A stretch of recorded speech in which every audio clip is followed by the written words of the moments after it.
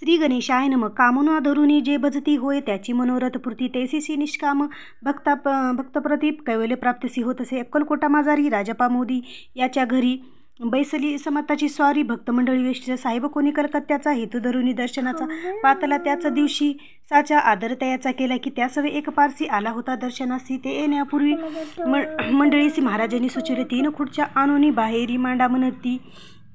एके हारी दोघांसी बैसोनी दोहोरे तिसरे बसले. आपण पाहुणी समताचे तेज उभयंतांना वाटले चोज.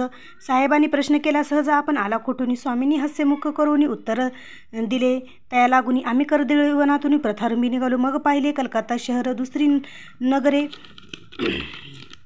देखिली अपूर्व बांगलादेश समग्र. आम्ही असे पाहिले घेतले कालीचे दर्शन. पाहिले गंगा थाटक पावनाना तीर्थ हिंडोन हरिद्वारापती गेलो. पुढे पाहिले केदारेश्वर हिंडलो तीर्थ समग्र. 80 हजारो हजार नगरे आम्ही देखिले.